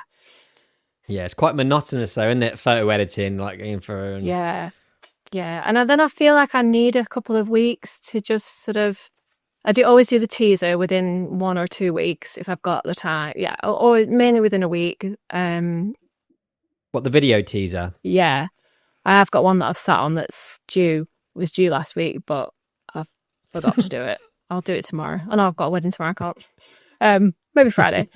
And then I love sitting down and doing the film. And taking my time with that, and I've just finished one today, to be honest. But the process is dump it all in iMovie, and then build the timeline, just the film clips in the order that I want it to be. Find their music. Now I ask them what music they want. They get a link to Musicbed, and they pick their songs. Oh wow! You're outsourcing. You're outsourcing music selection. Yep. There you go. Pick your music. Slow one, middle one, fast one, instrumental, lyrical, and get them to choose. Some of them do pick their own, and then I'd say about 30 to 40% sort of say we trust you to pick whatever we want, but they have to sign a contract that says if you don't like the music that I've picked and you want a re-edit, there's going to be a fee, which is fine. What's the fee? I don't know. I've never had it before. I'll decide when it happens. I'll just see how busy I am at the time. Like, yeah, £1,000,000, please. So then find the music, put that in, clip it to the music, add any audio in if I feel that it fits, and then done. Watch it back 20,000 times. Export it. So are they so the clips are laid out first before any music goes in? Your B-roll is all trimmed up and ordered? Nope. It's not? The only thing so all the clips every clip that I've taken goes in, and I just sort of do it in the way that I feel it. So drawn footage, detail shots, stills if it's a detail, like an invitation will never be a video unless it's got like foil on it, so it looks like it's nice foil. A lot of my detail shots in a video are photographs. Because the preset and you're applying a similar preset to photo and video, the stills will seamlessly fall in there. You won't be able to tell. Yeah. So I build it all like that. There will be some parts of the day that end up being like mixed up, and that's usually like the veil flowing or the dress flowing, or I take a lot of, like in the ceremony, I don't know whether normal videographers do this, but I'll take a lot of individual clips of each of the partners' faces from different angles, and lots of hands and feet and hands holding, and I will piece it together in a way that it wasn't in order at all, but it tells the story. That's just how the way that I like to work it. So that do take a little bit of time in that and making sure it flows well. So they kind of like 85mm close-up shots, like other details. They like tight, nicely, like shallow depth of field kind of shots that you're building up a story with. Yeah. And then it'll pan to like the full room scene, and then it's always jumping from close, far away, just to sort of give that full picture. And then once I've built that, then the music is basically what decides where I cut the clip. So I clip it to the beat. Oh, okay. So your music goes in, and then you're looking for that beat, and then just going through from the start and just trimming down to. Is iMovie like a magnetic timeline where when you trim the bits up, it brings it all with it?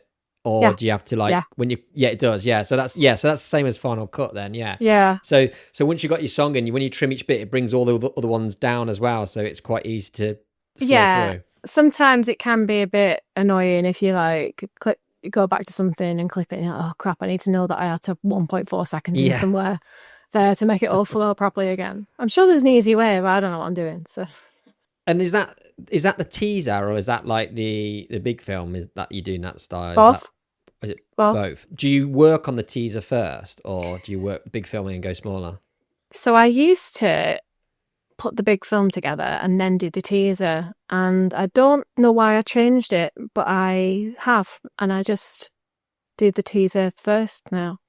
I pick because I do it so fast, and I'm not filming back-to-back weddings anymore. I kind of still have it in my head what the nice moments were, so I can look for them. I remember, that confetti shot was brilliant, I'm putting that in. Yeah. That kid did a cute thing, I'm putting that in. And it's just so easy to view all the clips. I can't explain it. I just do it.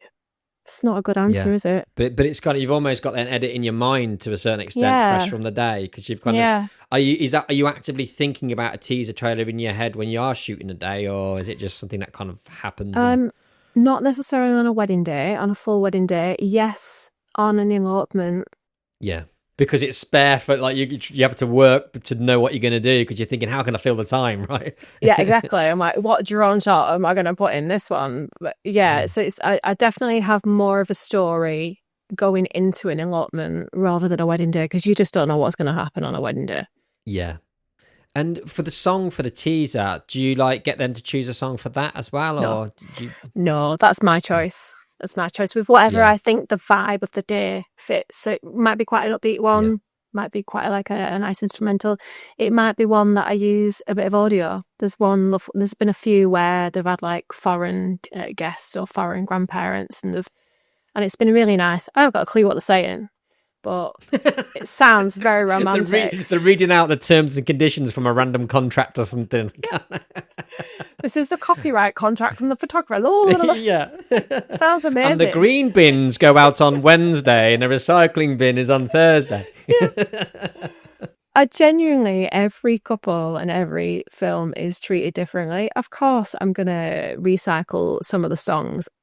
You know, everyone's a little bit lazy when it comes to stuff like that because there's just songs that really do work for like certain films. And so I want an easy life. But, you know, I quite really like having the couples pick the music because obviously I download them all and I keep them in my little library and I'll rehash them for others.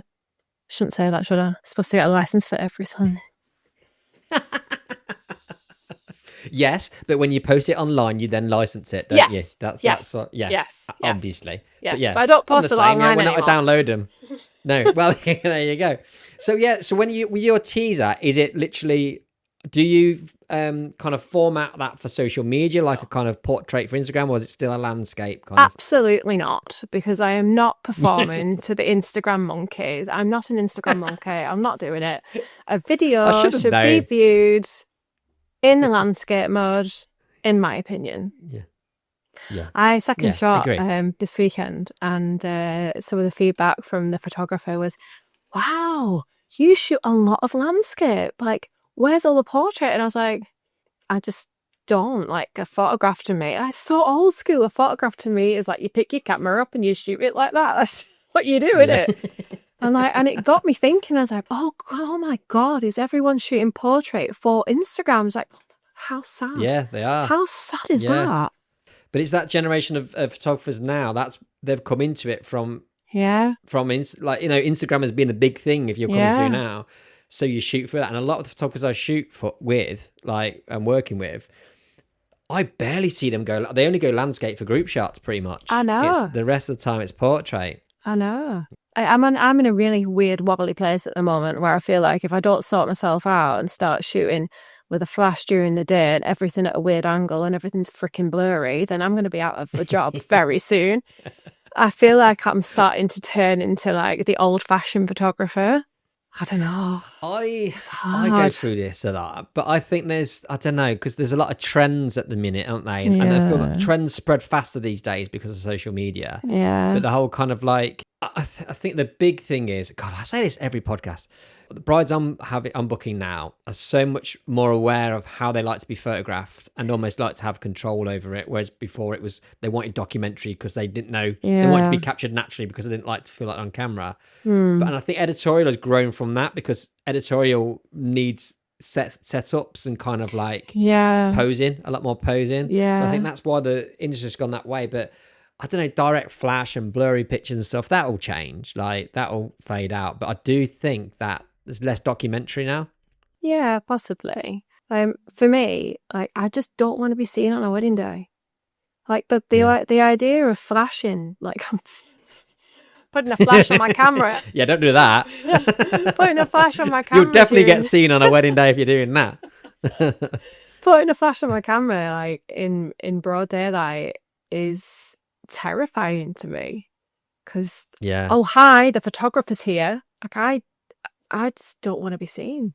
I just think as soon as someone sees that flash, like, they put a barrier up and they pull a funny face, and I'm not capturing them at their most natural. But do couples and guests want to be warned of the photographer so they can get themselves prepared for the camera?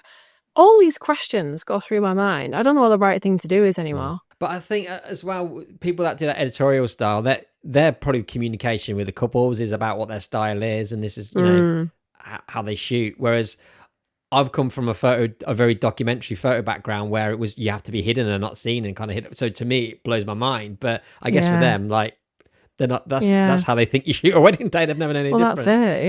Yeah, But I've had people direct flash in a ceremony outdoors. I think, what the hell is going on here? I know. It does help with like shadows and like harsh sun and all that sort of stuff. But still, I'll just move them to a better position. Well, maybe we need to change with the times. I think we probably do. We're too old. But so on your from the video edit point of view, how long does it take you to get that all finished? Because your photos are done within a couple of days, but you're sending off that book, which is going to take 5 weeks. Yeah. Did they get an online? They do get an online gallery as well for the photos, do they? Yeah, online gallery, and then the videos are all in the pick time as well. Yeah. Does the photos and the videos all get delivered in one go then? Yeah. Their sneak peek is first within 24 hours. Their teaser then goes into the PicTime gallery within a week. And then as and when as soon as I finish their full gallery and it's gone off to print, it uploads to PicTime, so it's done. I have these boxes where every couple gets a box. You got so many things to show off around you, haven't you? This is just my desk. I just Blue Peter, this is. I know. This one I made. What was that? Sorry, what was that you showed? This is my little job card. This is from being a graphic designer. This is my little job card. It's like got their names on it and their date when it's due, and then what a package they've had, blah blah. And then when I've uploaded it to their gallery, what's in their PicTime, what's in their USB. What's on Vimeo, blah, blah, blah. And I just tick it. So I know where each job is. So that for me is very familiar because I was a graphic designer before and we always had job cards like that for every project to keep track. And it used to go in a little brown envelope that was just hidden in a drawer and alphabetical to go through. Are we live in the same life here? Yeah, I think so. It just helps. And you brought that through. Yeah. Yeah. If it's not broken, don't fix it. So it works. But also the whole process of going through and ticking stuff and like physically marking things as done, to me is so satisfying. Oh, isn't it therapeutic? Yeah. It's like a list. Yeah. It's a list. And it's almost motivates you to complete the job because you want to go through and do that kind of physical kind of ticking. Exactly. Like this one is all done and dusted, but this is waiting to go out, but I'm not posting it out because their wedding was 24th of April. So I've got another few weeks to sit on that, but it's done. It's dusted. It feels good because it's there. I know it's done. It's there. All I've got to do now is post it out. Yeah. I'm going to have to put I feel like I'm going to have to put a load of audio descriptions through this podcast. I know. Joe is now lifting up a brown package, which is clearly sealed with a postage stamp on it. So if you don't know what's going on, watch the YouTube version, all right? Yeah. All right, I'll get people to YouTube on it. Exactly, yeah. Get those views up. Yeah. So within 5 weeks, you're getting photos and you're getting videos out done. That's fast, right? That's super fast. Yeah, it's fast. It is fast. Some might say it's too fast, but do you know what? Everyone works in a different way. I think we live in a world where everything is instant and everything is expected to be instant. And if we don't run our businesses like that, people ask questions. Particularly now with AI, there's no excuses for sitting for months because no one is that busy that it's going to take 6 months to edit pictures. No, definitely not. But you don't use AI, right? I don't use AI. I did in 2021. I tried it out because obviously I was then 2 years old. And I think I did 76 weddings that year, which was hell on earth. I needed to use AI, but I really didn't like it. I felt like I was cheating. I was still going through every single picture, removing fire exits, and because I'm pedantic with stuff like that, like fire anything distracting goes, take it out. It just wasn't doing it for me, and I was like, oh, this is costing me 70 quid a pop. Like, what's the point? It's not saving me any time whatsoever. Yeah. So I just went back to manual and just decided I was going to get a better workflow, fast editing, and doing it proper. So yeah. No hate to anyone who uses it. Like, I think it's a great tool. I do, but I think you can never go wrong by being able to manually edit your pictures because you never know. This is a computer and software; it could be gone. I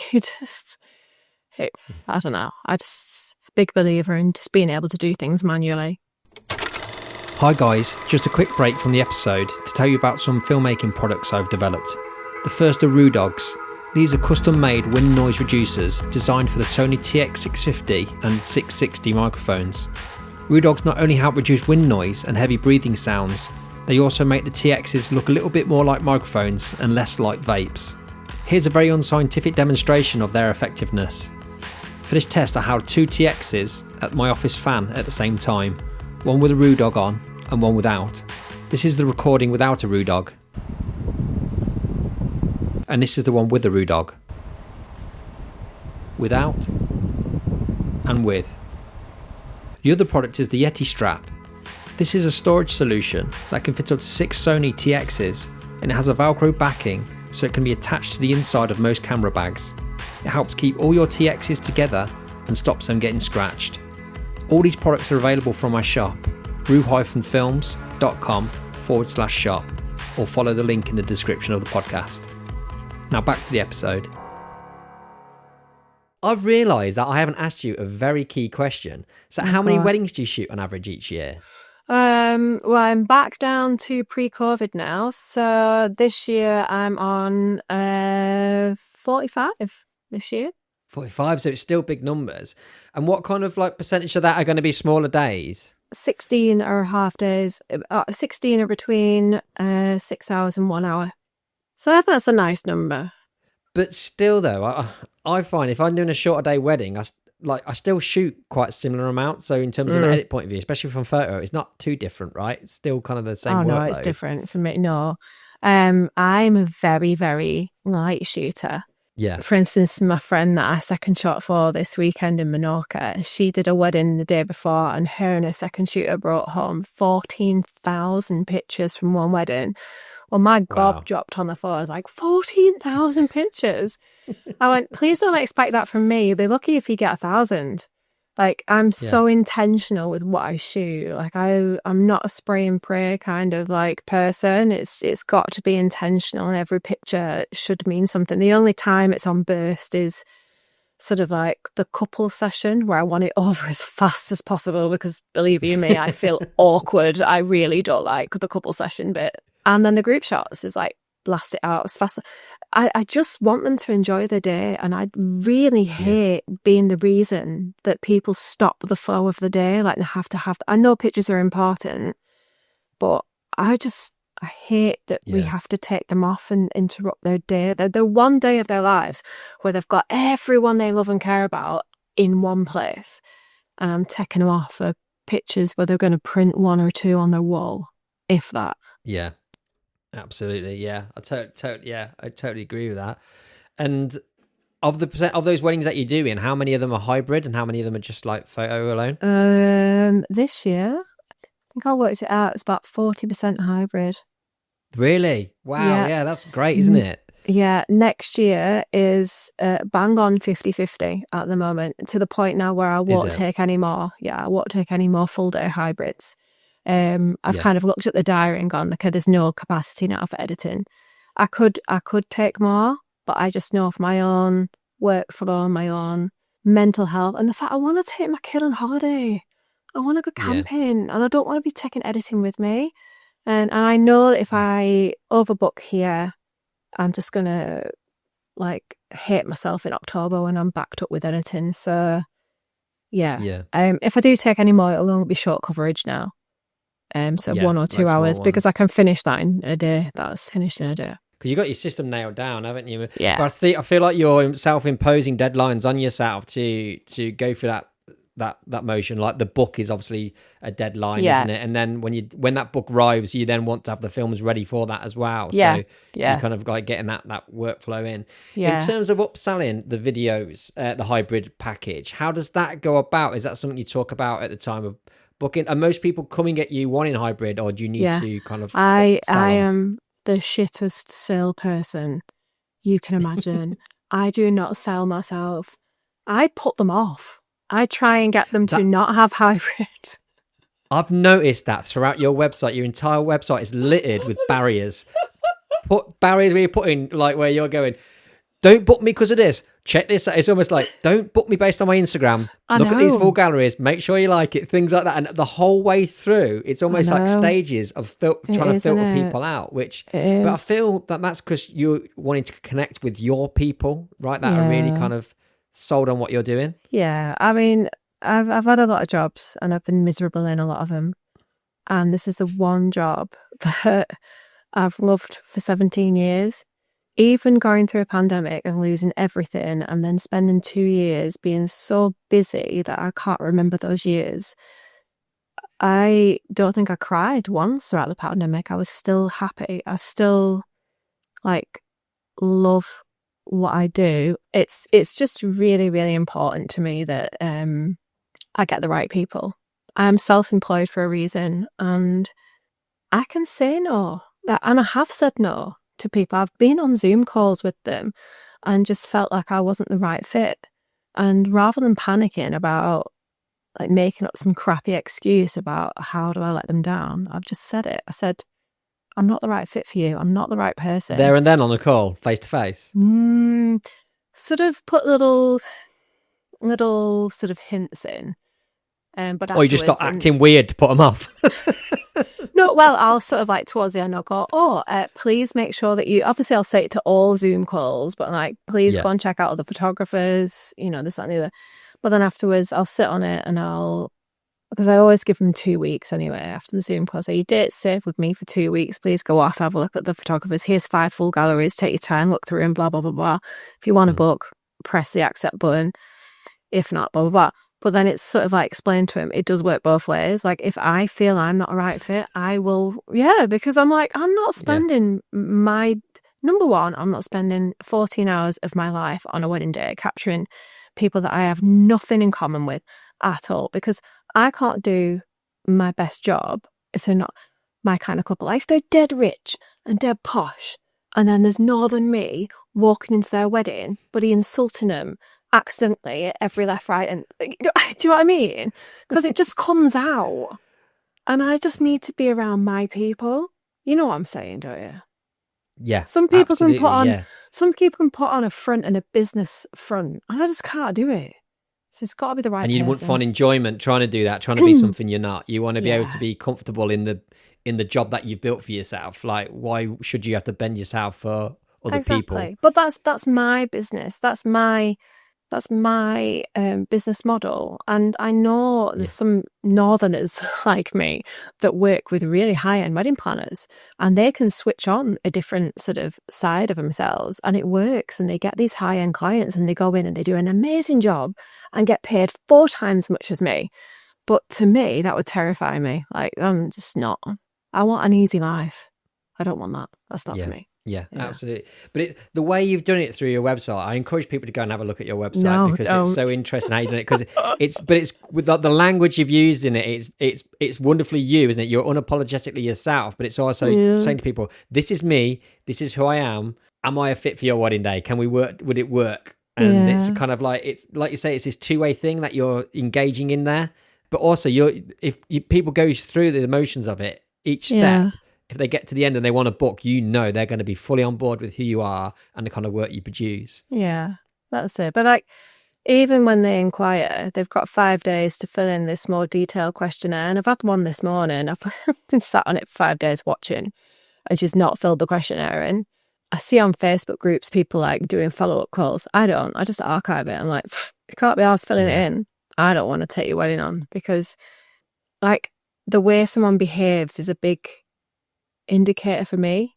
Like if they really want to book, they'll fill that form in fast, and 90% of couples that book fill it in within a couple of hours. And I often find that if so they inquire, then you're sending them a questionnaire. Yeah. And what's kind of on there? What's on the questionnaire? The questionnaire is, tell me more about you. You're going to pull one out from behind you, aren't you? Of course you got to.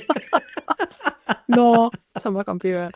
Tell me more about your wedding day. Tell me about you as a couple, like your favourite date, like why you like my style and what it is about. And it literally says, this is not an ass licking exercise. I need to know what it is. It says that on it. It says, it's not an ass licking exercise, but feel free to send an inquiry and you can go through this process. It is hilarious.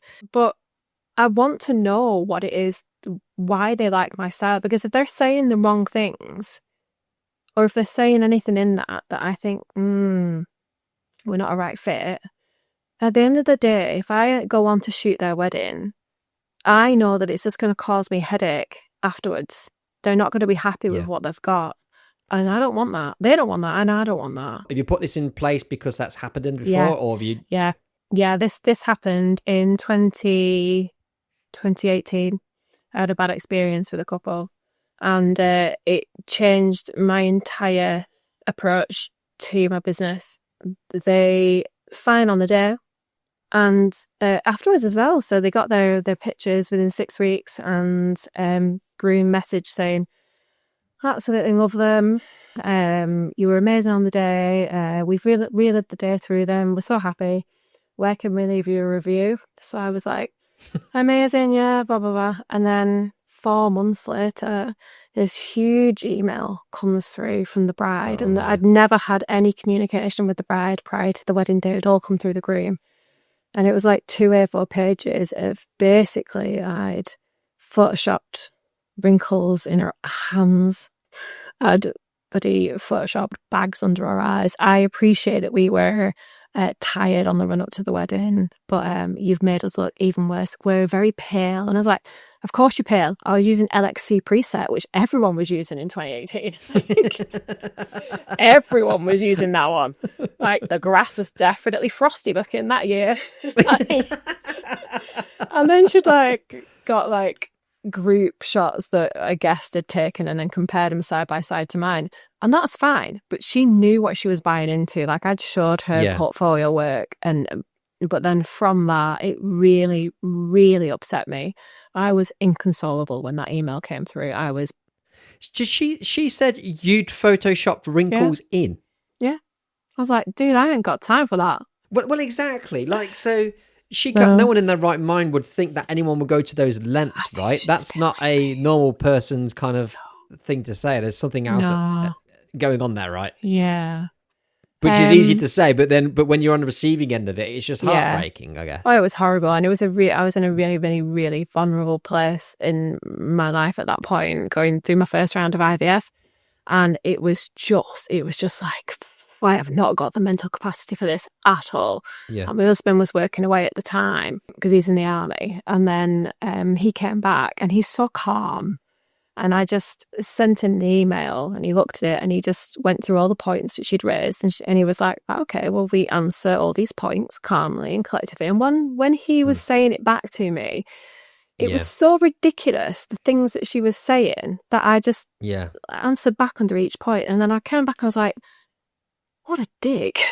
Like, this isn't my That's the thing, because fault. your first instinct is to think like, oh, I'm wrong, I've done bad. And then you forget there's dickheads out there. Yeah, exactly. Anyway, what happened after that was that exact same day, 4 months after the wedding, I get a message from the venue, and the venue were like, oh, hi, Joe.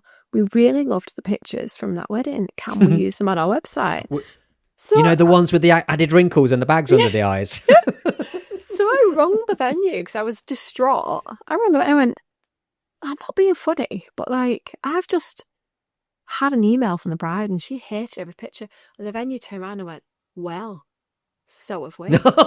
And I was like, oh, the plot thickens. And then I reached out to all the other suppliers. Turns out they'd had the same email, that basically she'd just gone through all the suppliers, whinged about every single aspect of it, upset us all.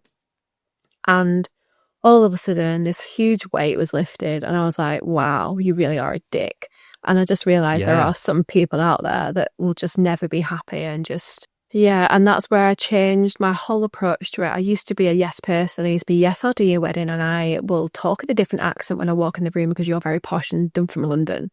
Hello, I am the photographer, Joe. I was like, nah, I'm not doing this. Yeah, I'm not doing it anymore. I am not doing it anymore. I'm going to be me, and if you don't like what I am, what I stand for, what I like laughing at, what I find funny, I am not for you. And so I share on my stories memes that make me laugh my head off. I really enjoy watching my followers drop. I love it. I love posting something that's controversial and then watching them. Oh, I've lost 11 followers today, and I know exactly what I've done to do it. I love it. I'm like, oh, you fucked. Go away. I love it. Yeah, I'm still not over that bride, I'll be honest. Like, she spent the whole day then going around and like complaining. Like, yeah. And so when we sent this email back, like, this was before I'd spoken to the venue, when we sent this email back to her addressing all her points, she came back with, okay, thanks. Okay, thanks. Never heard of her again. It's like, yeah. Oh.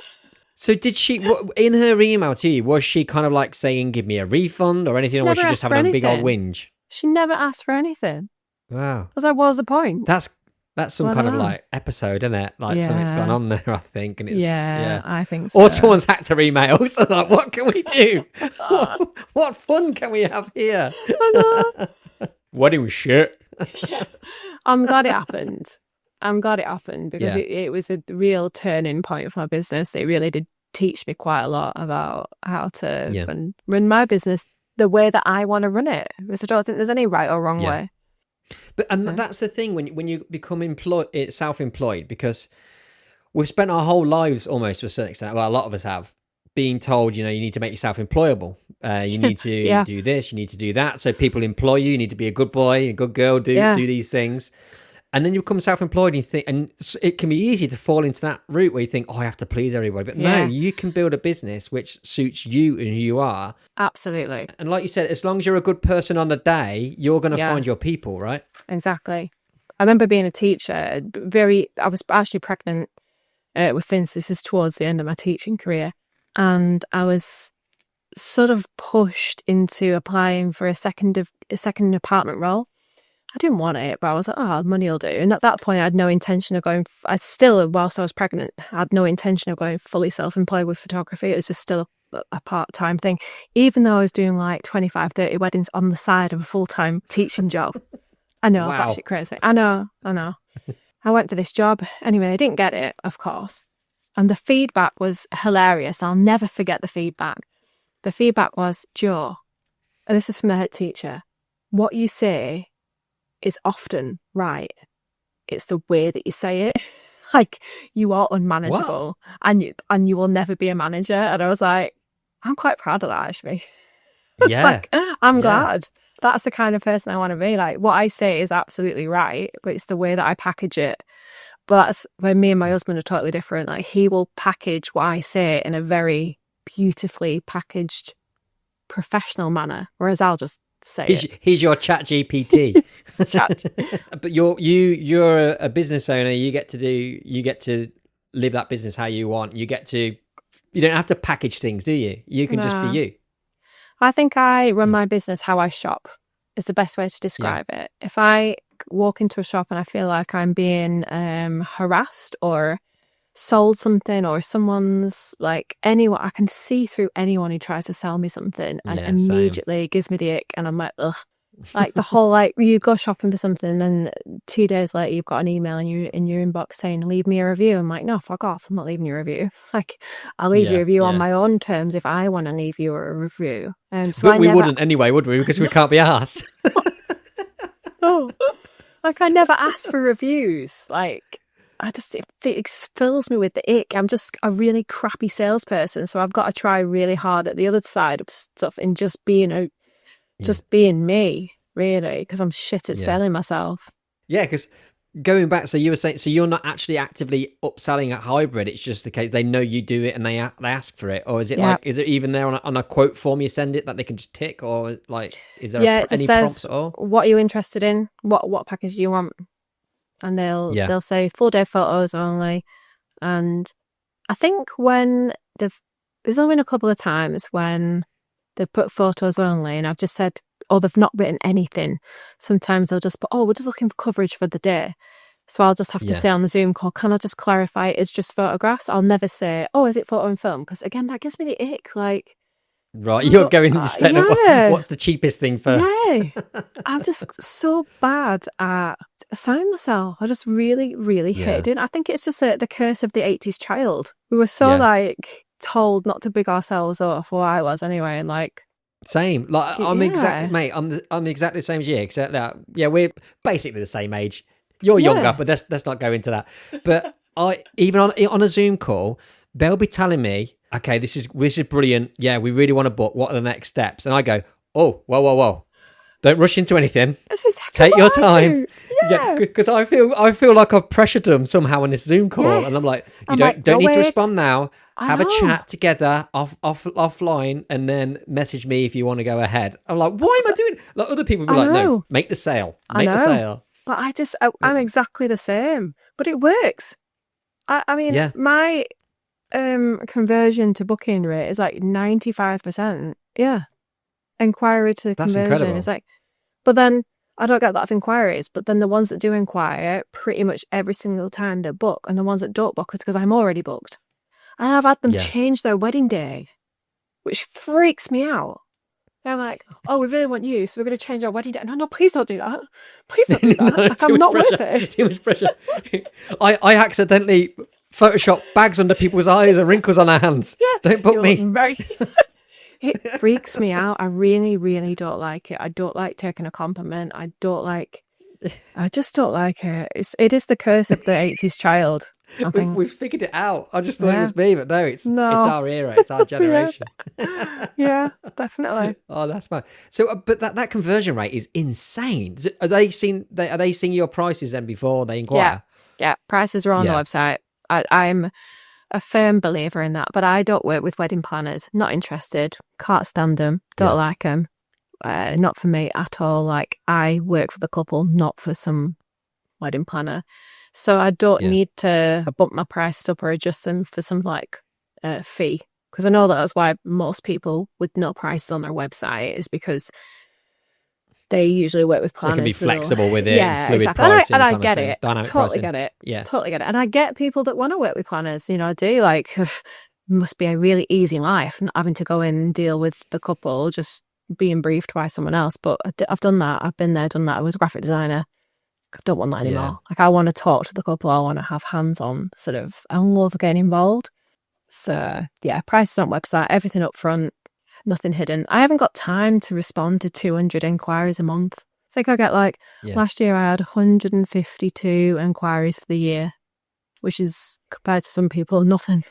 But then you're booking 90% of that, which is loads more than most people book as well. I only want 40 weddings. That's all I want. And even that, really, realistic going forward, I want 30. But I say 40 because a lot of small coverage, so obviously financially I'm worse off with the small wedding. Just scrape under that VAT, right? Just sit there. No intention. Obviously, I went over during COVID, so I had to go through exemption, which was fun.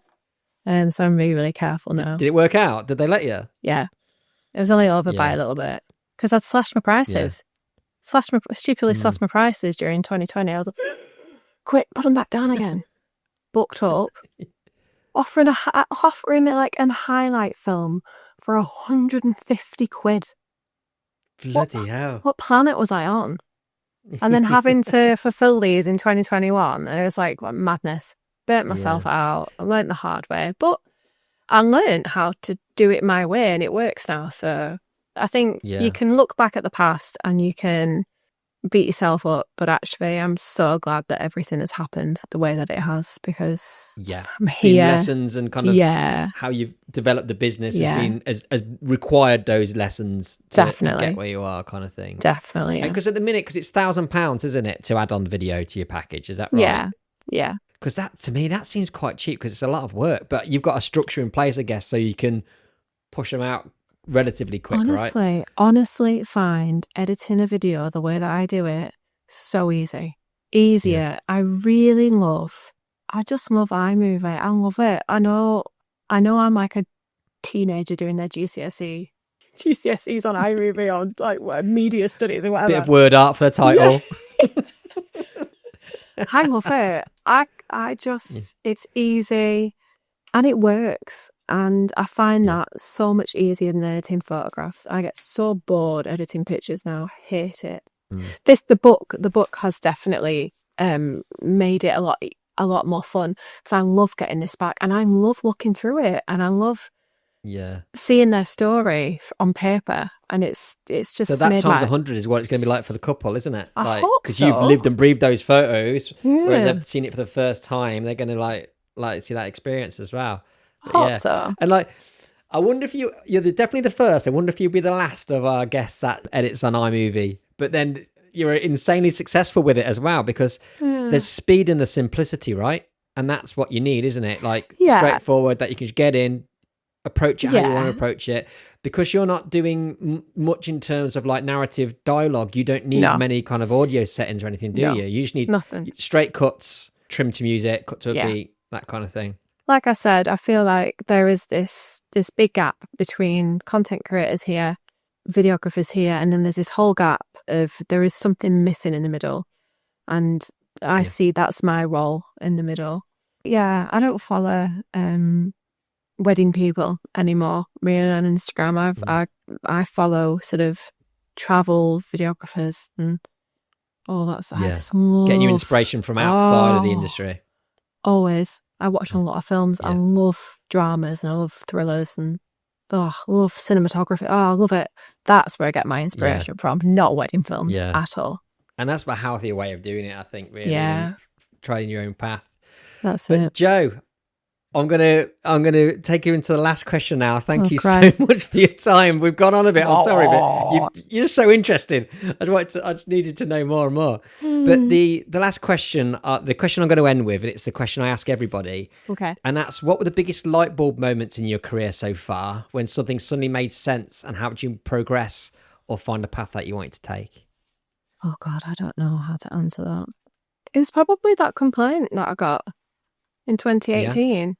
Honestly, I think that was the biggest turning point for me, that I could be myself and that I didn't have to be, and that I didn't have to be businessy to have a business, and that professional is a different thing to every person.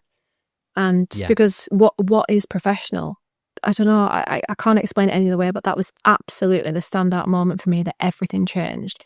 And I realised that I'm okay with my little chubby self sort of saying it as it is and sharing my interests on my Instagram to attract my clients. And if I upset anyone, that's okay. They're not for me.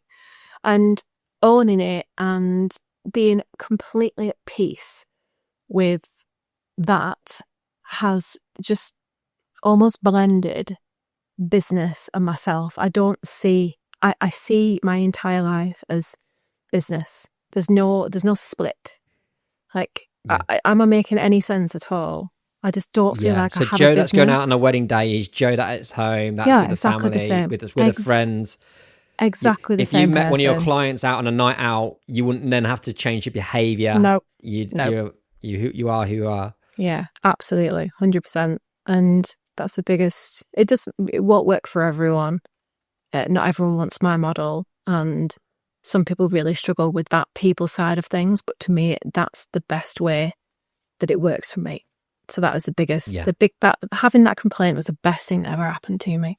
Definitely. It's crazy, isn't it, that you could do that? But and it makes so much sense as well. And and that's it. Like, and I always try and stress to people, like, if you're going to go to the lengths and the efforts to create a business, to be self-employed, do everything you can to make it enjoyable for you, in terms of chase the kind of work that you want, the lifestyle that you want, build it around that. And you don't have to follow any particular rules. Just if you are yourself, you're going to attract people that are exactly like you.